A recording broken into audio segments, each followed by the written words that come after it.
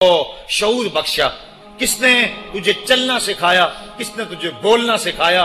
کس نے تیری چھاتی میں زور رکھا؟ آج تو کڑیل جوان ہے، آج دولت کے انبار تیرے پاس ہیں، آج تو چودھری ہے، آج تو خان صاحب ہے، آج تو بہت بڑا عالم ہے، آج تو مفتی ہے، آج تو پیر ہے، آج تو منسٹر ہے، آج تو ناظم ہے، آج دنیا تیری باج گزار ہے، آج تیرے دماغ میں وہ قوت رکھ دی گئی کہ دنیا کو تو انگلیوں پہ نچا رہا ہے۔ ذرا پلٹ کے دیکھنا پیچھے، ذرا پیچھے لوٹ کے تو دیکھ، تو چار پائی کے سہارے بھی چلنا نہیں جانتا تھا، پھر تجھے چار پائی سے چلنا سکھایا، پھر تو نے چلنا اور چلتا تھا، دو قدم تو گر پڑتا تھا۔ ذرا ماضی کی طرف پلٹ کے دیکھ، اور تو بھول گیا رب کو جس نے تجھے اتنا کچھ دیا۔ چل ماضی کی طرف پلٹ کے نہیں دیکھنا، مستقبل کی طرف ہی جھانک کے دیکھ لے۔ ایک وقت پھر دوبارہ تیرے اوپر ایسا آئے گا، پھر تیری بولتی بند ہو جائے گی، پھر تیرا چلنا بند ہو جائے گا۔ چار پائی سے لگ گیا، مورے میں تکلیف ہو گئی، تو فالج زدہ ہو گیا۔ سارے گھر والے 4 دن تو بڑی خدمت میں لگے رہے، لیکن انہیں اپنے کام بھی تو کرنے تھے۔ پھر آہستہ آہستہ تجھے اگنور کرنا شروع کر دیا، تو بھی اس بات کو سمجھنے لگا۔ پھر وہ وقت بھی آیا کہ تیری چار پائی کو اندر سے اٹھا کے برآمدے میں رکھ دیا کہ بابا کھانستا ہے، بچے ڈسٹرب ہوتے ہیں، جراثیم پھیلتے ہیں، اب نوکر تجھے روٹی دینے لگا۔ شام کو بیٹا آتا ہے، 2 لمحے کھڑا ہوتا ہے، پھر اپنے بیڈ روم میں چلا جاتا ہے، تو اس کی صورت کو ترستا رہتا ہے۔ آج تیری زندگی اجیرن بن گئی، پھر تیرے اوپر ایسے حملے بیماریوں کے ہوئے، ایسی تکلیفیں ہوئیں، بول و براز بھی اوپر، لوگ ناک پہ کپڑا رکھ کے تجھے اٹھاتے ہیں۔ اس وقت تو اپنی زندگی سے تنگ آ گیا، تو کہتا ہے ڈاکٹر کو لگا زہر کا ٹیکہ، مجھے موت آ جائے۔ بتا ہم تجھے موت بھی نہ دیتے تو کیا کرتا؟ ہم نے تجھے زندگی دی تھی، یہ ہمارا احسان، اور اب تمہیں موت اگر دیں گے تو یہ بھی ہمارا احسان ہے۔ اگر تو تڑپتا تھا، تیری زندگی جو ہے وہ اجیرن بن چکی تھی، سارے تجھ سے تنگ آ گئے تھے، تیرے بیٹے بھی کہتے دعا کرو اللہ بابے کو پردہ دے دے، سارے تیرے پردہ مانگ رہے تھے، اب بتا کہ ہم تجھے پردہ بھی نہ دیتے تو کیا کرتا؟ ثم اماتہ فاقبرہ، شکر کر ہم نے تجھے موت عطا کر دی، فاقبرہ، اور پھر اس کے بعد تجھے قبر دی۔ کتا بھی تو مرا تھا، گھسیٹ کے روڑی پہ ڈال دیا، بکری بھی تو مری تھی، گھسیٹ کے روڑی پہ ڈال دیا، تجھے بھی روڑی پہ ڈال دیا جاتا تو کیا تھا؟ لیکن کہا نا یہ میرا شاہکار ہے، پہلے سے غسل دو، بیری کے پتے بھی ڈال لینا، صفائی خوب ہو جائے، اس کو چٹے لباس کا کفن دو، اس کے سند سند پہ خوشبو ملو، اس کو سلگھاؤ، خوشبوئیں سلگھاؤ، اس کو خوبصورت چارپائی پہ ڈالو، اس کے اعضائے سجدہ پہ مشک ملو، اور اس کی جو ہے وہ چارپائی کے دائیں بائیں پھول رکھو، اور اب سارا زمانہ تیرا منہ دیکھنے آ رہا ہے، ذرا سوچ تیرا منہ دکھانے کے قابل ہے؟ اور پھر کہا اب اس کو اٹھاؤ قبرستان میں لے چلو، زمانہ آ گیا، تو آج دولہا بنا ہوا ہے اور زمانہ تیری برات بنی ہوئی ہے، اور کہا کہ ایک آدمی نہ اٹھائیں، اس کا پروٹوکول ہے، اس کو 4 آدمی اٹھائیں، کندھا بھی بدلتے رہیں، کہا زیادہ تیز بھی نہ چلنا، میرے شاہکار کو کہیں جھٹکا نہ لگے، اور پھر تیرا پروٹوکول امام کعبہ بھی ہو تو وہ پیچھے ہے، تیری لاش آگے۔ تو نے ہمارے ساتھ کیا کیا، ہم نے تیرے ساتھ کیا سلوک کیا؟ یا ایھا الانسان ما غرک بربک الکریم، ہم نے کہا اس کے لیے چھوٹا سا گھر بنا دو، اور اس کے اندر پردے میں اس کو رکھ کے اوپر سے مٹی ڈال دو، اوپر پھول ڈال لو، اور پھر اتنی دیر تک کھڑے رہو جتنی دیر تک اونٹ کو ذبح کرتے ہیں، اس کی کھال ادھیڑتے ہیں، اس کا گوشت بناتے ہیں، پھر اس کو تقسیم کرتے ہیں، اور پھر آؤ تو دعائیں شروع کر دو، کبھی کل کی محفل سجا دو، کبھی 10ویں کی، کبھی چہلم کی۔ اے انسان، تیرے ساتھ جو کچھ ہوا لوگوں کی نظروں کے سامنے تجھے رسوا تو نہیں کیا میں نے؟ یا ایھا الانسان ما غرک بربک الکریم، ذرا پیچھے پلٹ کے دیکھ لے، نہیں تو آگے جھانک کے دیکھ لے، تجھے کبھی تو شرم آئے گی، تو کہاں بھٹک گیا، کہاں بہہ گیا۔ آ جا اس کریم رب کی طرف جو 70 ماؤں سے زیادہ پیار کرتا ہے۔ آنا تو نے ہے ہی، آج نہیں تو کل آئے گا، تو کل جو پھر کفن میں منہ چھپا چھپا کے آتا پھرے گا، آج کھلے منہ ہی آ جا۔ آج میری رحمتیں تیرا بڑھ بڑھ کے استقبال کر رہی ہیں۔ روبی بن حراش ایک بزرگ ہوئے اور تابعی ہیں، تابعی وہ تھا جس نے صحابی کو دیکھا ہو، ساری زندگی ان کے چہرے پہ مسکراہٹ نہیں آئی، وہ کہتے تھے کیا خبر میرا انجام کیا ہوگا۔ شیخ سعدی فرماتے ہیں جب تو دنیا پہ آیا تھا نا تو روتا تھا، یہ سارے ہنستے تھے۔ بچہ جب پیدا ہوتا ہے تو اور اس کا رونا اس کی زندگی کی دلیل ہے۔ جب تک بچہ چیختا نہیں سارے پریشان ہوتے ہیں، آواز نہیں آ رہی، پتہ نہیں زندہ ہے کہ جو ہے وہ گوشت کا لوتھڑا ہے۔ جب بچہ چیختا سارے خوش ہو جاتے ہیں، مبارکیں دیتے ہیں، مٹھائیاں بانٹتے ہیں۔ تو اس کا رونا اس کی زندگی پہ دلیل۔ شیخ سعدی فرماتے جب تو آیا تھا تو روتا تھا، یہ ہنستے تھے، ایسے زندگی گزار تو ہنستا ہوا جائے یہ روتے رہ جائے، یہ نہ ہو کہ روتا آیا تھا روتا ہی جانا پڑے تجھے۔ روبی بن حراش ساری زندگی نہیں مسکرائے، فرماتے تھے کیا خبر میرا انجام کیا ہوگا۔ وقت بیتتا گیا، آخر میں فوت ہو گئے۔ ان کا بھائی ربی بن حراش غسال کو بلا لایا کہ میرے بھائی کو غسل دو۔ غسال جب غسل دینے کے لیے داخل ہوا تو فوراً باہر پلٹ آیا۔ ربی پوچھنے لگا کیا ہوا ہے؟ کہا یار تیرا بھائی بڑا عجیب ہے۔ کہا ہوا کیا ہے؟ کہا نحنو نغتسلہ وہو یتبسم، ہم اسے غسل دیتے ہیں وہ آگے سے مسکراتا ہے۔ کہا اس نے قسم کھائی تھی جب تک اپنا اچھا انجام نہیں دیکھوں گا نہیں مسکراؤں گا۔ اس کو امام ابو نعیم نے حلیہ میں لکھا، روز الانف کے اندر امام سہیلی نے لکھا، قاضی ایاز مالک اندلسی نے شفا میں لکھا، اور اسی کو امام جلال الدین سیوطی علیہ رحمہ نے جو ہے وہ الخصائص الکبریٰ میں لکھا۔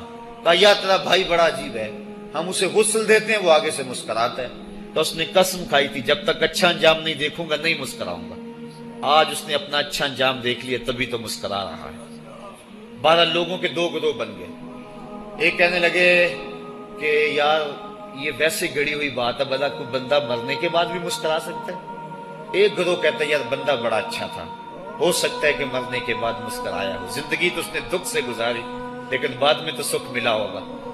اتنے میں انہیں غسل دے دیا گیا اور لوگ اکٹھے ہو کے ان کے گھر آ گئے، انہیں کفن دے کے پٹڑے پہ ڈال دیا گیا۔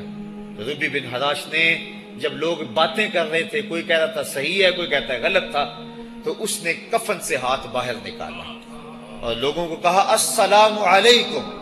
لوگوں نے کہا وعلیکم السلام، اتتکلم بعد الموت، عجیب بات ہے مرنے کے بعد باتیں کر رہے ہو۔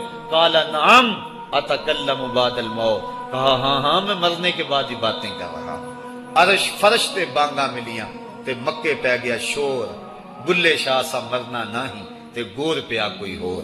فَلَنُحْيِيَنَّهُ حَيَاتًا طَيِّبَةً، ان کو حیات طیبہ بخش دی جاتی ہے جو اللہ کے نام پہ اپنی زندگی گزار دیتے ہیں۔ میرا رب کہتا ہے کہ میں ان کو مرنے نہیں دیتا، ان کو ستھری اور پاکیزہ زندگی دیتا ہوں۔ اور اقبال کہتا ہے فطرت ہستی شہید آرزو رہتی نہ ہو، خوب تر پیکر کی اس کو جستجو رہتی نہ ہو۔ موت کو سمجھا ہے غافل اختتام زندگی، یہ ہے شام زندگی صبح دوام زندگی۔ تو کہا ہاں ہاں مرنے کے بعد باتیں کرو۔ لوگوں نے کہا بتا پھر تیرے رب نے تیرے ساتھ سلوک کیا کیا؟ تو ربی جو فوت ہو چکا ہے کہتا ہے استقبلنی ربی غیر غضبان واستقبلنی بروح و ریحان۔ کیا پوچھتے ہو، اس کے قدرت والے چہرے پہ کوئی غصہ نہیں تھا، اس نے روح و ریحان کے پھولوں کے ہار میرے گلے میں ڈالے۔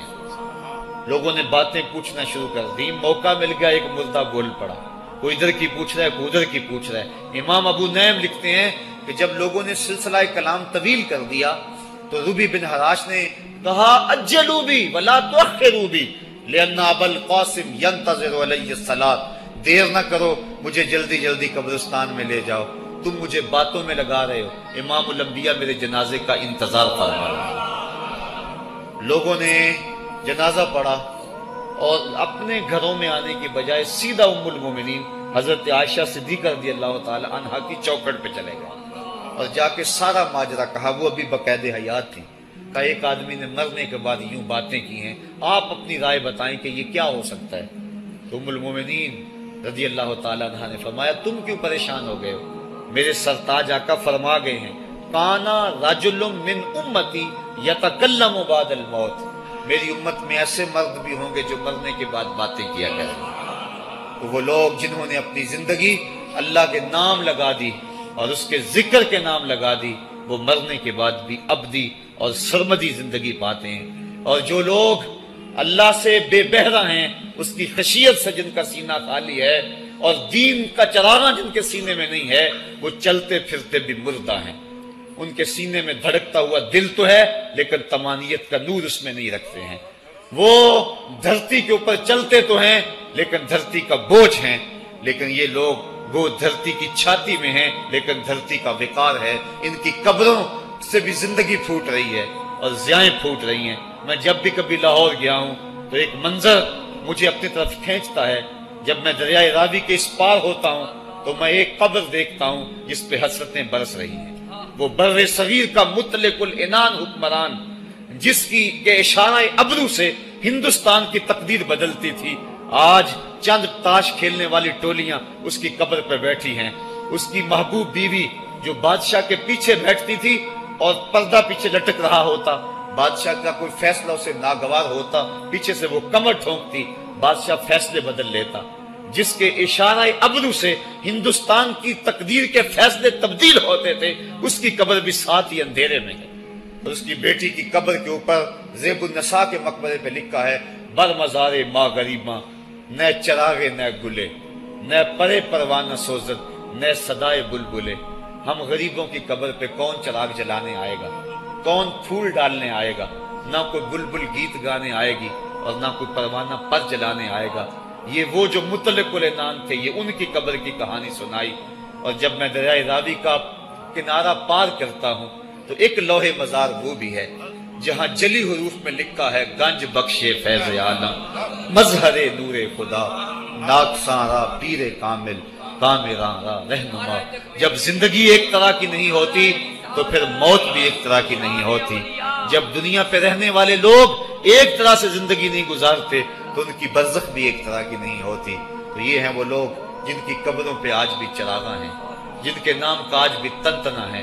1000 سال گزر گئے، ان کی نسبی اولاد تو کوئی نہیں ہے، انہوں نے شادی بھی نہیں کی تھی، لیکن اس کے باوجود دن کو چلے جاؤ، کڑکتی دوپہر کو چلے جاؤ، برستی بارش میں چلے جاؤ، لمبی رات کی تنہائی میں چلے جاؤ، موسم کی کسی بھی شدت میں چلے جاؤ، حکومتوں کے بدلتے ہوئے ماحول، مارشل لاؤ کی کیفیتیں، جس دور جس حالت میں مرضی جاؤ، آپ کو وہاں میلہ نظر آئے گا، وہاں ہجوم عاشقہ نظر آئے گا۔